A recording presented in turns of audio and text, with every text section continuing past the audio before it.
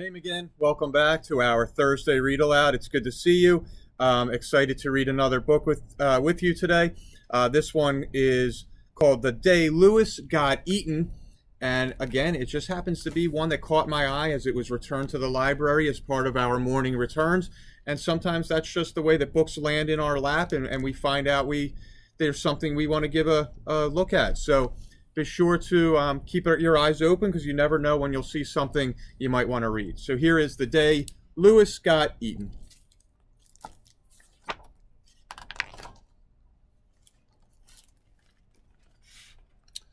Lewis and his big sister Sarah were out in the woods one day, when unfortunately Lewis was eaten up by a gulper.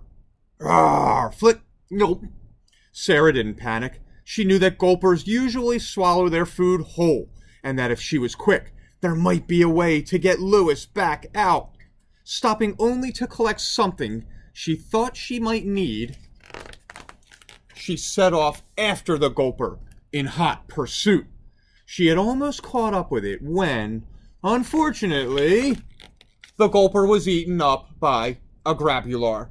Grab, gobble, gobble. Sarah followed the grabular to its nest. She had almost caught up with it when, unfortunately, it was eaten up by an undersnatch. Sarah chased after the undersnatch and had almost caught up with it when, unfortunately, it was eaten up by a spiny-backed guzzler. Flip goes. Sarah had almost caught up with the spiny-backed guzzler when, unfortunately, it was eaten up by a saber-toothed yumper. Yump! Sarah chased after the saber-toothed yumper and, fortunately, managed to track it to its lair without being eaten up by anything. She waited until it was asleep, then crept up to open its mouth.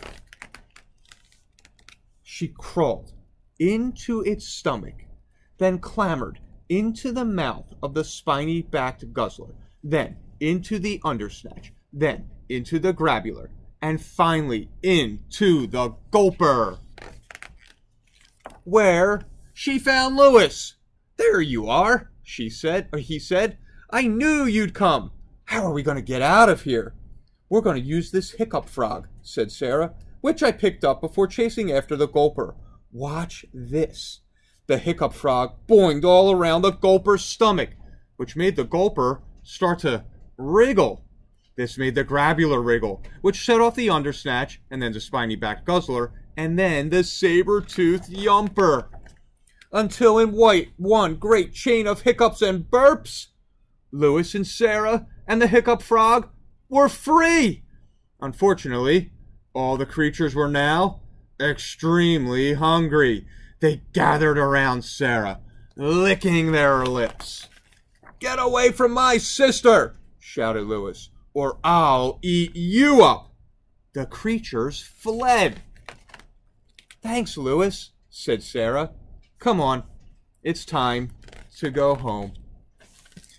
And I hope you enjoyed that. It's a shorter story, a cute one. I like how this brother and the sister combination had were really looking out for one another. Make sure you do that if you have siblings.